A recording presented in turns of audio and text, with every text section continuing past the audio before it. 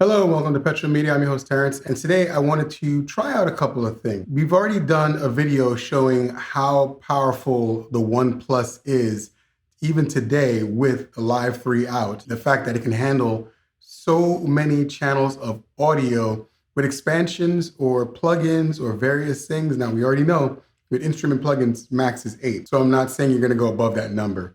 But with expansions and samples, we got to about roughly, I want to say 40 tracks, I believe, from that video. You have to go back and check that video out because I don't remember exactly the number, but I believe it was like 40 tracks or so at max. That is still an unbelievable number considering that most tracks nowadays on any device like this is usually 16 tracks at best. Now, over on Ghetto Styles' channel, he actually did a full analysis of the Live 3, where he ran as many instrument plugins as possible. He got to a mind-shattering 44 instruments running. This is between the 32 it can run internally and hybridly using the USB-C cable connected to your DAW and running your DAW as basically a sound module. He was able to pull in more instruments from other things, and that's pretty crazy. So I had a thought to myself, if the Live 3 is that capable and the older MPCs are still very powerful and venerable anyway, what else can we test to see the limits of its capabilities? And the only thing I could think of left was how many effects plugins can it actually run concurrently? Now we know on each track you can only run 4 plugins. So for this test, what I'm going to do is run 4 plugins on every single track until it says, stop it, I can't do anymore. Let's find out what happens. Now to do this, what I decided to do was launch a new session.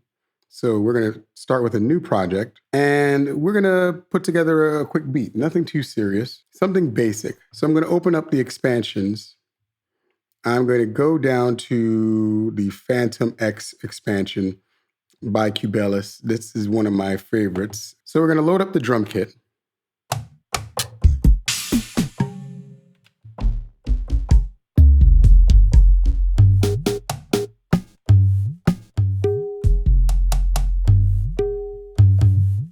Change the tempo, and we're gonna make this 4 bars. And to make my life easier, I'm just gonna put all the drums on one track, and we'll just layer everything else like crazy.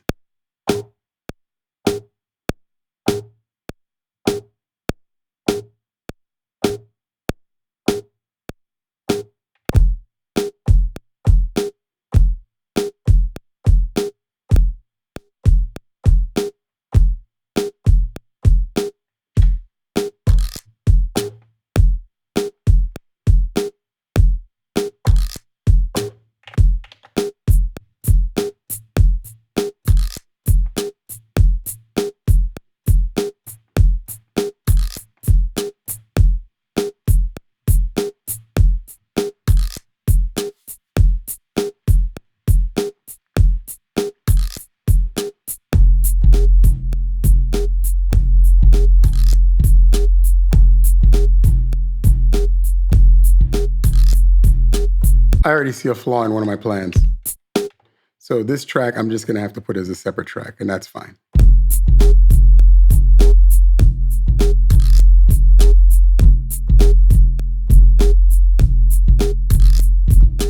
All right, now that we have that, we're gonna do a new track, and we're gonna open up the expansions, and I'm going to find something simple to work with. So let's try some soft pads.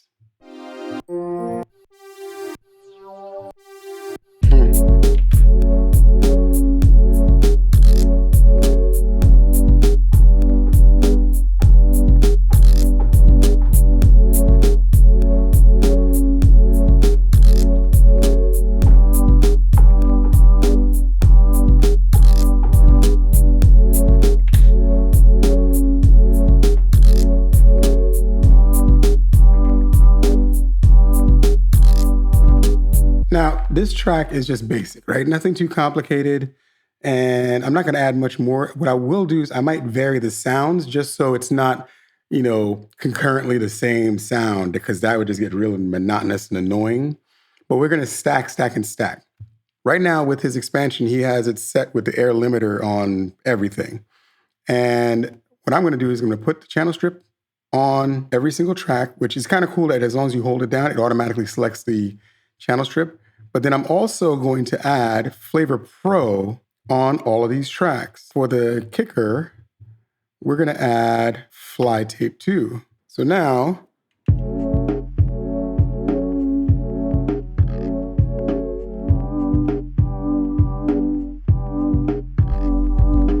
all right, so I turned those off only because it sounds better that way. So now, so that we can get into this really quick, we're gonna go to track 3. And what we're gonna do is basically duplicate the data with everything on the track. And then I'm gonna change the sound. And we're gonna keep doing that. And then we're gonna check the CPU load and see how it's doing.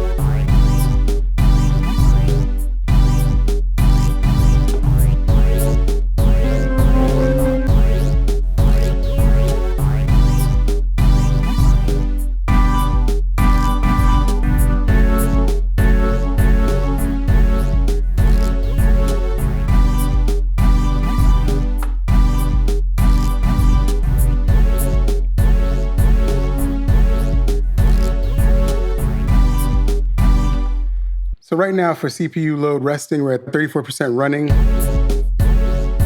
52%. Not bad. Let's just keep it going.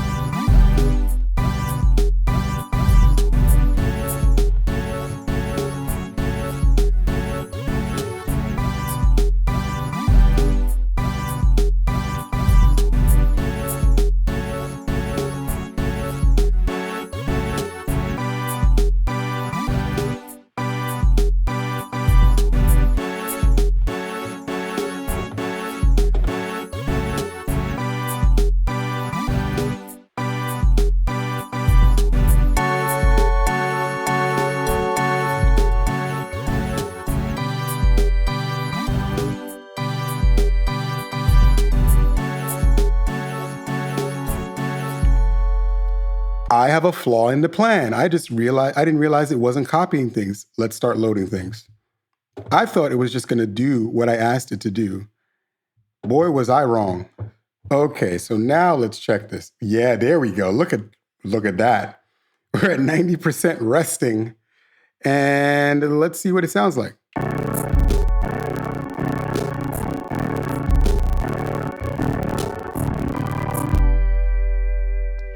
Okay, so we have 11 tracks with basically 4 plugins on every channel, except for the last one, which is Hydrosynth.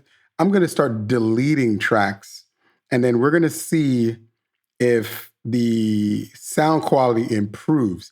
We already crossed the voice limit. There's only 64 voices that can be played at any given time, and it already crossed that limit. So now we're going to go backwards and bring it back and see if we can just hear it actually play without any distortion.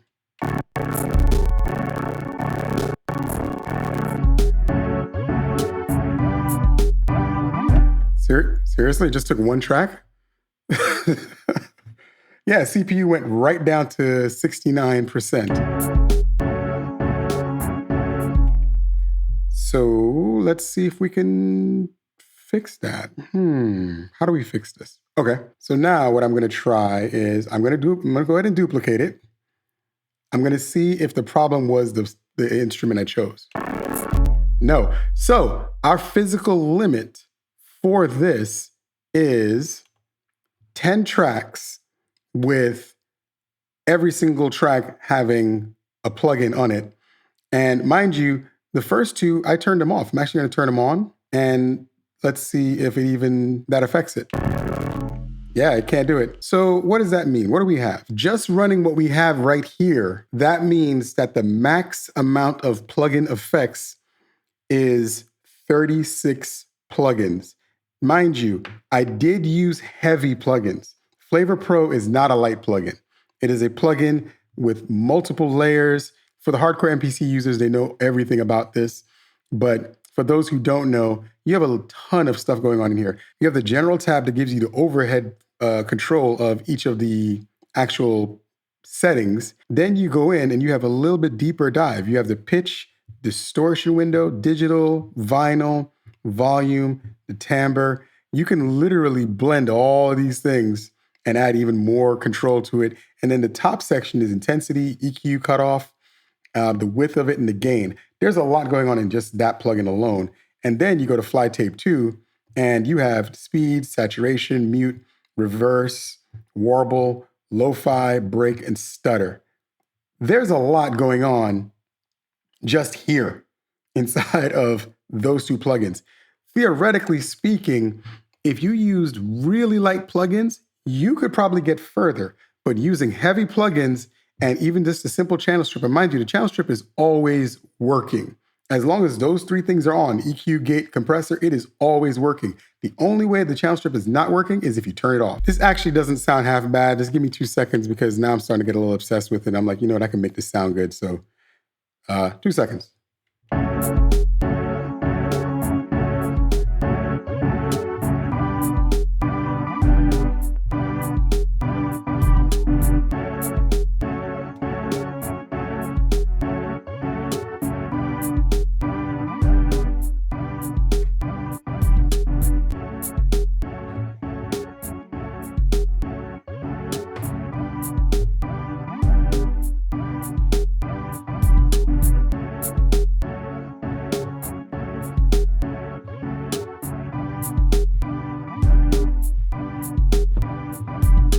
So we've hit the limit for plugin effects that are heavy, and we've hit the limit for voices pretty much at the same time. And just to confirm that, I'm going to go ahead and just delete one of the tracks. Let me delete the last one and just see if it makes a difference.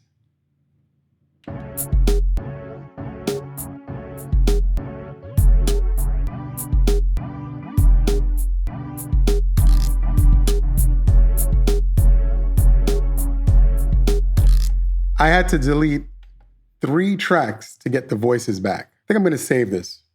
I'm going to do something with this. So the max channels that you can use 4 effects on is 10. That's considering the fact that the percussive track had only 2 plugins on it and the 808 track only had 2 plugins on it. All the other tracks had 4 on it. So that's 16 heavy effects on those channels, plus a channel strip and a limiter. In total, 36 effects in this track at the same time. That's a lot. That will probably never really happen in standalone. That tells you how powerful 2 processors and 2 gigs of RAM really are with these older MPCs. And it's crazy to say these are the older MPCs because the older ones are the older MPCs. These are more like the current ones, and the Live 3 is the brand new one, but I digress. That also tells you how much more powerful the Live 3 is. And what do we glean from all of this information? You don't need to upgrade. Now, you can upgrade because you want to. You can upgrade because you like the features. You can upgrade because you need those features for what you're doing. But if you haven't pushed the limits of what you already have, do you need to upgrade? I don't know. I'm looking forward to trying out the Live 3 soon, and I'm looking forward to picking up one sometime next year. I'm not rushing into it. I definitely see the benefits of what's in the Live 3, but for the production that I do, for the most part, it's not a necessity, it's more of a want. And you have to weigh things that way. There's the want bucket and the need bucket. The need bucket is all the stuff you're actually going to use all the time, 24/7. That's one of the reasons why I got rid of my Midas, because once the studio scenario kind of went away, I didn't really need a giant mixing console anymore. I'm not going to use it. And honestly, a lot of times it just sat there and I spent more time wiping dust off of it than using it. So I didn't really need it anymore. And the want pile is all the things you really want to have and you're looking forward to trying out. But let's be honest, in a realistic world, you're probably not going to use all of those things. You'll probably try them out for a few weeks and then eventually return them or sell them, or they're going to sit in a box in the corner collecting dust next to my Midas that I sold. So something for you to consider when you're looking at these newfangled things and you're deciding whether you really need it or you just want it. Again, 2 different languages, 2 different things. Think about that next time. So that's all I have for this video, and I hope you guys enjoyed it. I hope you guys gleaned some information from it. You know, what are your thoughts? How do you use your devices currently? How many plugins do you use on any track or in total for that matter? Because mind you, I didn't even get to the sub-mixing or any of the other stuff, the master out. I didn't do any of that stuff. I just focused on the actual tracks themselves, and we already hit the limit. How many plugin effects do you use on a daily basis when you're working with your MPCs? Like, share, subscribe. Catch you next time.